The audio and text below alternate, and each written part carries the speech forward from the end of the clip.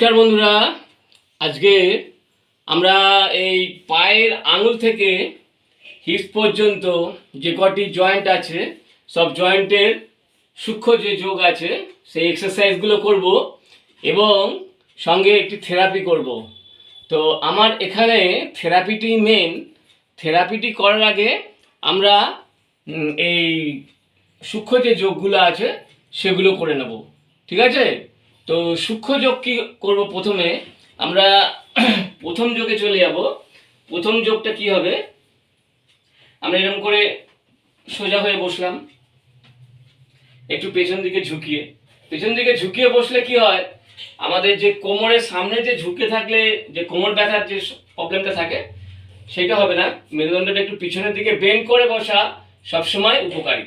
তো কি করব? কিছুই না, এবার আমি পায়ের আঙুলের ব্যায়াম করব। পায়ের আঙুলের যে জয়েন্টগুলো আছে সে তার এক্সারসাইজগুলো করব। কি করে না, এই এই এই এই এই এই এই এই এরকম করে কতবার করব? 10 থেকে 20 বার।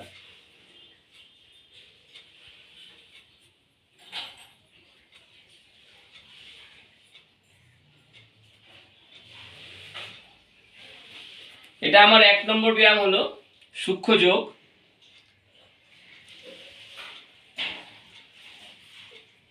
এই যে এটা আমি করছি, এর ফলে কি হবে, আমার যে পায়ের আঙুলগুলো আছে, পায়ের আঙুলের জয়েন্টগুলো আস্তে আস্তে বসে যায়।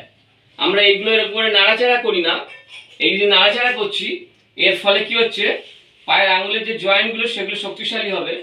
আমরা যারা বয়স হয়ে গেছে 40 বা তার বেশি, আমরা চলাচল করতে গিয়ে আমরা যদি হঠাৎ করে পিছলে পড়ে যাই, এই আমাদের আঙুল এই পিছলে পড়ার হাত থেকে, স্লিপ কেটে যাওয়ার পড়ার হাত থেকে বাঁচতে খুব সাহায্য করে। তাই এই ব্যায়ামটা আমাদের খুবই জরুরি। তাছাড়া যে কোনো সময় আমাদের পায়ের আঙুলে টান ধরে দেখা যায়, বিশেষ করে রাত্রের দিকে বা ভোরবেলা উঠতে গিয়ে, তখন এই যে এক্সারসাইজটা করছি পায়ের আঙুলের সূক্ষ্ম যোগ, এটা করলে তার থেকে আমরা অব্যাহতি পেতে পারি। তো এই গেল আমার 1 নম্বর সূক্ষ্ম যোগ। তো আমাদের 1 নম্বর ব্যায়াম হলো, আমরা এবার এসেছি 2 নম্বর সূক্ষ্ম যোগে, 2 নম্বর এক্সারসাইজে। তো 2 নম্বর এক্সারসাইজটা কি? 2 নম্বর এক্সারসাইজটা এরকম করে আমরা পায়ের পাতা এরকম করে নাড়াতে থাকবো। এরকম পায়ের পাতা এরকম টেনে একটু নামাবো, আবার আস্তে আস্তে উপরে উঠলো। এই সময় শ্বাস প্রশ্বাস স্বাভাবিকই থাকবে, নর্মাল, কোনো জোরে বা আস্তে নেওয়ার কোনো ব্যাপার নেই। ধীরে বা আস্তে শ্বাস প্রশ্বাস নর্মাল থাকবে।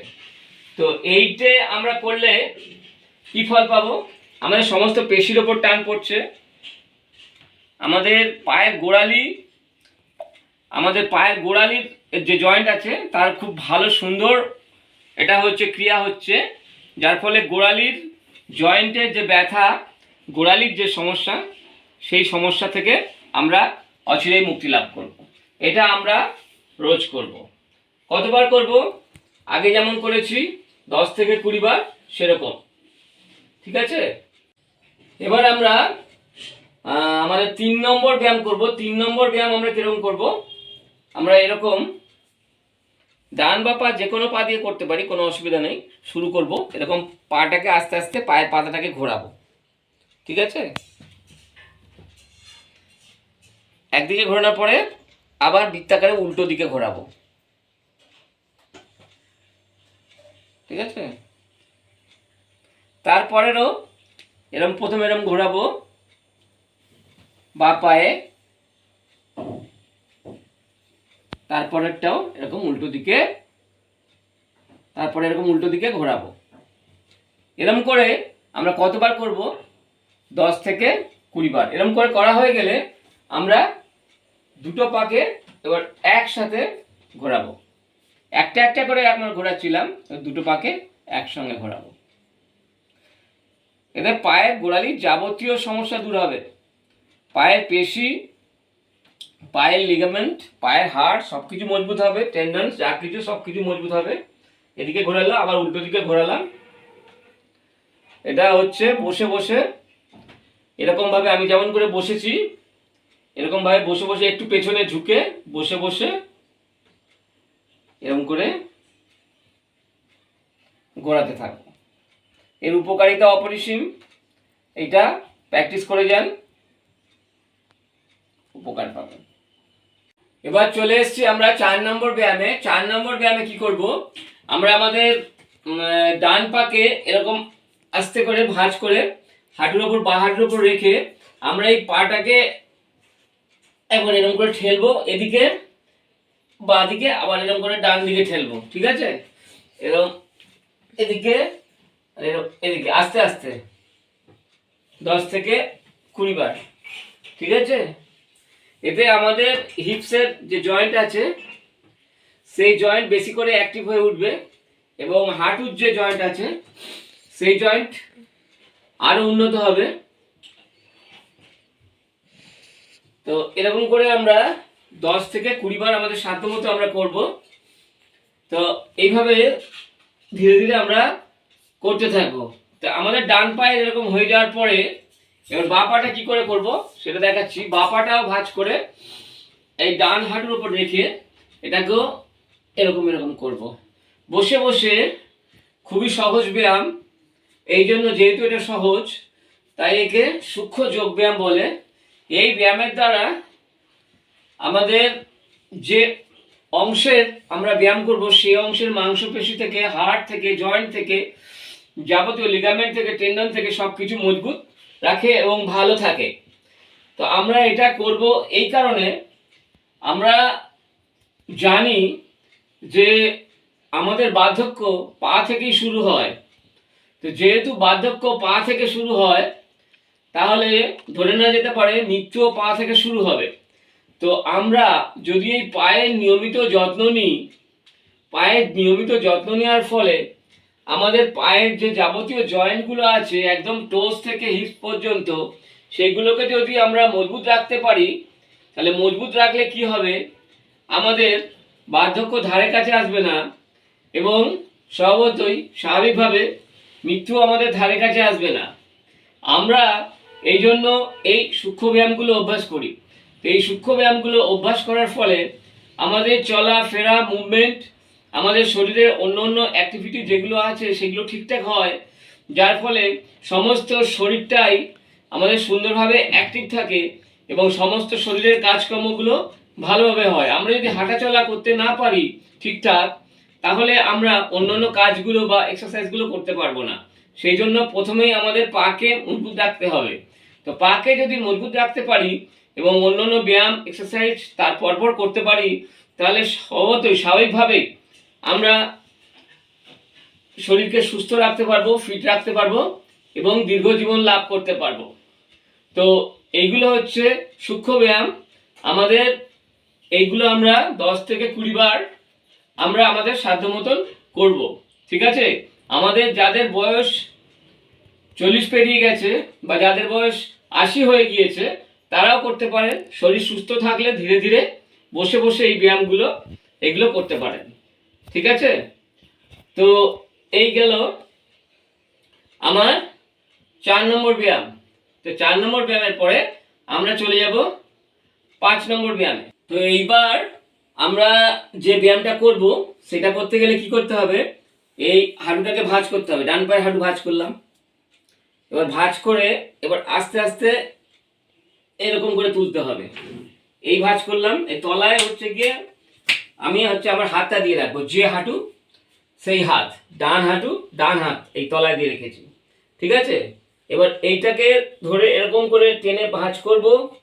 আমাদের যেহেতু ধরে নিতে হবে যে আমাদের সন্ধি জয়েন্ট এখানে আস্তে আস্তে টাইট হয়ে গেছে, তো আমরা ওই জন্য ধীরে ধীরে হাতের সাহায্যে অল্প অল্প করে চাপ দেবো। যতটা হচ্ছে ভাঁজ খায় বেশি চাপ দেবো না, যতটা ভাঁজ খায় ততটা চাপ দেবো। এবার ঠিক আছে, এবার হচ্ছে এই যতটা টেনে তুলতে পারি ততটা হচ্ছে টেনে সোজা করে তুলবো। ঠিক আছে, যখন এরকম করে আমি টানছি আবার এরকম করে আমরা তুলছি। ঠিক আছে, যখন আমরা এরকম করে টেনে তুলবো তখন আমরা শ্বাস নিতে নিতে তুলবো এরকম। যখন আমরা এরকম নিচে নামাচ্ছি তখন শ্বাস ছাড়বো।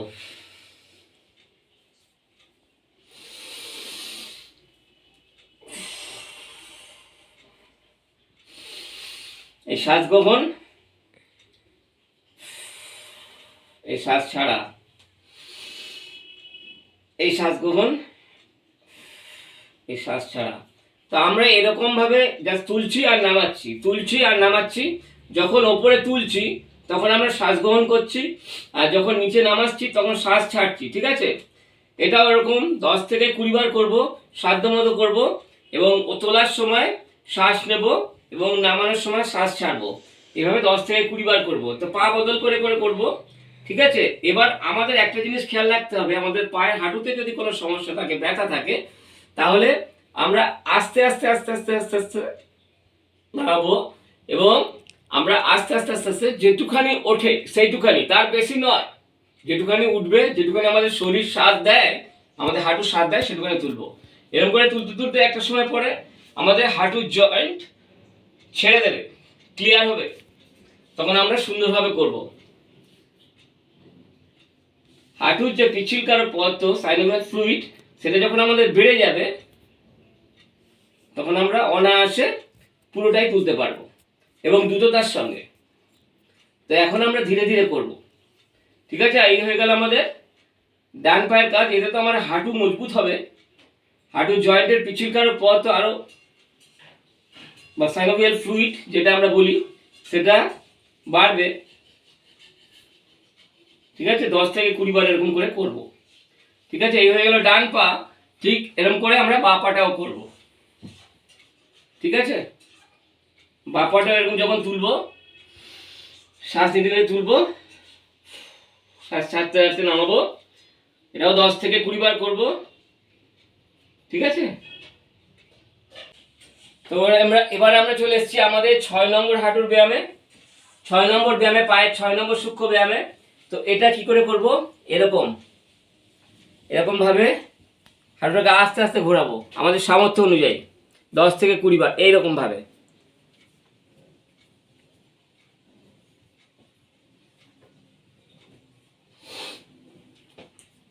শ্বাস প্রশ্বাস স্বাভাবিক। তো এইভাবে যদি আমরা আমাদের পুরো পাটার যে যাবতীয় জয়েন্টগুলো আছে সেই যাবতীয় জয়েন্টগুলোকে অ্যাক্টিভ রাখতে পারি, আমরা মৃত্যু এবং বার্ধক্যকে লাভ করতে পারবো। জরা, মৃত্যু, বার্ধক্য আমাদের ধারে কাছে আসবে না, কারণ আমাদের পা অ্যাক্টিভ থাকবে। পা অ্যাক্টিভ থাকলেই আমাদের সমস্ত শরীর, সমস্ত বডি অর্গান অ্যাক্টিভ থাকবে। 10 থেকে 20 বার এরকমভাবে আমরা করব। ঠিক আছে, তো আমরা পায়ের 6টা ব্যায়াম করলাম। 6টা ব্যায়ামের ফলে কি হলো, পায়ের একদম আঙুল থেকে হিপসের জয়েন্ট পর্যন্ত যাবতীয় এক্সারসাইজ আমাদের হয়ে গেল। এতে যাদের আমরা বাইরে বেরোনোর সময় নেই, দৌড়াদৌড়ি করার সময় নেই, আমাদের লাফালাফি করতে পারি না, তাদের জন্য এই ব্যায়াম, এই বিশেষ ব্যায়াম। কেননা আমরা যেহেতু বার্ধক্যকে রোধ করছি, আমরা বয়স হয়ে গেছে, আমরা বার্ধক্যকে রোধ করতে পারলে অটোমেটিক্যালি মৃত্যুকেও আমরা আমাদের কাছ থেকে অনেক দূরে রাখতে পারবো। তো বার্ধক্য, জরা, মৃত্যু এগুলোকে দূরে রাখার জন্য যেহেতু এই এক্সারসাইজ, তো আমাদের 6টা পায়ের ব্যায়াম, একদম পায়ের আঙুল থেকে একদম হিপস পর্যন্ত আমরা 6টা ব্যায়াম করলাম, 6টা এক্সারসাইজ করলাম। এগুলো সূক্ষ্ম যোগ ব্যায়াম, ঘরে বসে ধীরে সুস্থে এক্সারসাইজগুলো নিজের ক্ষমতা অনুযায়ী করা। এবার আমরা পায়ের পাতার একটা থেরাপি করব, খুবই সহজ থেরাপি। কি সেই থেরাপিটা একটু দেখে নিই। থেরাপিটা আর কিছু নয়, আমাদের যে পায়ের আঙুলগুলো আছে, পায়ের বুড়া আঙুলগুলোর আমরা একটু করে এরকম করে মাসাজ করব। ঠিক আছে, এর ফলে আমাদের এখানকার যে নার্ভগুলো আছে, যে অ্যাকুপ্রেশারের পয়েন্টগুলো আছে, সেগুলো অ্যাক্টিভ হবে, যার ফলে আমাদের এই মাসাজ করার সঙ্গে সঙ্গে সেগুলো অ্যাক্টিভ হওয়ার ফলে আমাদের শরীরের সমস্ত বডি অর্গান ভালো থাকবে। এমনি করে পায়ের তলাটা আপনারা ভালো করে দেখুন, পায়ের তলাটা হচ্ছে ভালো করে এরকম করে মাসাজ করব। যার যত পায়ের আঙ্গুল, পায়ের নখ ভালো থাকবে, পায়ের তলা যার যত সুন্দর থাকবে, তার শরীরের যাবতীয় অর্গান ভালো থাকবে এবং তার বার্ধক্য ধারে কাছে আসবে না, মৃত্যু তার ধারে কাছে আসবে না। এইভাবে আমরা সম্পূর্ণ পায়ের যত্ন নেব। এরকম আঙুল দিয়ে চেপে চেপে, কখনো বা আঙুল দিয়ে এরকম ঘষে ঘষে আমরা সম্পূর্ণ পাটাকে মাসাজ করব। এখন আমি বাঁ পাটা করছি। এরকম মাসাজ করার পরে সম্পূর্ণ পাটা মাসাজ হয়ে গেলে পায়ের পাতাটা, পায়ের তলাটা আমরা ডান পাটা করব। ডান পাটাও শিখে একইভাবে প্রথমে আঙুল দিয়ে শুরু করব, নখগুলোর ওপরে এমনি করে চাপ মেরে মেরে মাসাজ করব, জোরে জোরে একটু। আপনার পায়ের আঙুল, পায়ের নখ যদি সুন্দর রাখতে পারেন তাহলে অটোমেটিক্যালি আপনি বার্ধক্য থেকে, বুড়ো পা থেকে দূরে থাকবেন। এবং যদি আপনার পায়ের নখে বা পায়ের কোনো সমস্যা হয়, পা ফোলা, নখ কালো হয়ে যাওয়া, তাহলে সেগুলো ধীরে ধীরে দূরীভূত হয়ে যাবে এবং ধীরে ধীরে আপনার যে বয়সের ছাপ সেটাও দূর হয়ে যাবে। তারপরে আমরা পায়ের তলা যেমন আমরা বাঁ পায়ে করলাম তেমন আমরা ডান পায়েও এরকম মাসাজ করব। তো এই মাসাজটা কতক্ষণ করব? আপনি 2 থেকে 5 মিনিট, 10 মিনিট, আধ ঘন্টা যতক্ষণ করতে পারেন এটা ততই আপনার উপকারে। তো পা মাসাজ করার পরে, পা মাসাজ করার আগে আপনি একটু সাবান দিয়ে পাটাকে ভালো করে ধুয়ে আসবেন, তারপরে এটাকে মাসাজ করবেন। মাসাজ করা হয়ে গেলে হাত দুটো ভালো করে সাবান দিয়ে ধুয়ে নেবেন। তো এই হচ্ছে আমার 2 পায়ের মাসাজ থেরাপি। এই মাসাজ থেরাপিটা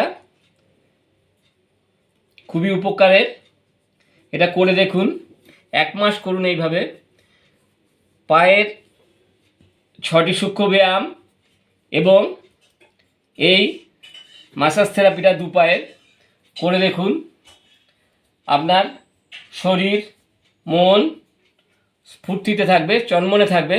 আপনার নিত্যদিনের কাজের যে শক্তি, কর্মের যে শক্তি, সেই শক্তি আপনাকে প্রচুর পরিমাণে দেবে। আপনার এনার্জি আপনি গেইন করবেন, যার ফলে আপনি প্রতিদিনের যে যাবতীয় কাজকর্ম সেগুলো খুব সুন্দরভাবে করতে পারবেন এবং আপনার শরীর ঝরঝরে থাকবে এবং আপনি খুব ভালো থাকবেন। আপনার যেহেতু পায়ের সমস্ত পেশিগুলো, হাড়, জয়েন্ট, টেন্ডন, আপনার লিগামেন্ট যাবতীয় সব ভালো থাকছে এবং পায়ের পাতার মাসাজ করার ফলে আপনার যেহেতু এগুলো অ্যাকুপ্রেশারের ওপর যেগুলো প্রভাব বিস্তার করছে, তার ফলে শরীরের বডি অর্গানগুলো আপনার ভালো থাকবে, যার ফলে আপনার সমস্ত শরীরের যাবতীয় পার্টস, অর্গান সব কিছুই ভালো থাকবে। তো যে কথা আমি বলছিলাম ব্যায়াম করতে করতে, যে আমরা বার্ধক্য এবং মৃত্যুকে দূরে ঠেলার জন্য এক্সারসাইজ করছি। তো এটা 1 মাস থেকে 2 মাস করে দেখুন, আপনারা এর ফল হাতে নাতে পাবেন। আপনাদের যাদের বয়সের ছাপ পড়ে যাচ্ছে, বয়স হয়ে যাচ্ছে, শরীরে রিঙ্কেল এসে যাচ্ছে, চামড়া কুচকে যাচ্ছে, স্কিন কালো হয়ে যাচ্ছে এবং জয়েন্টগুলো ক্রমশ ব্যথা হয়ে যাচ্ছে, বাত ধরে যাচ্ছে, শরীরের নানা রকম রোগ শরীরকে গ্রাস করছে, তার হাত থেকে আপনারা মুক্তি পাবেন। তো আজকে যে উপস্থাপনাটা আপনাদের কাছে আমি রাখলাম, আশা করি আপনারা বুঝতে পেরেছেন এবং আরও আশা করি যে আপনারা এটা অভ্যাস করবেন এবং অভ্যাস করলে 1 থেকে 3 মাসের মধ্যে আপনারা এর ফল, দুর্দান্ত ফল পাবেন এবং উপকৃত হবেন। তো আশা করি আপনারা এই এক্সারসাইজগুলো করবেন। তো আজকের মতো এইটুখানি। নমস্কার, ধন্যবাদ, ভালো থাকবেন।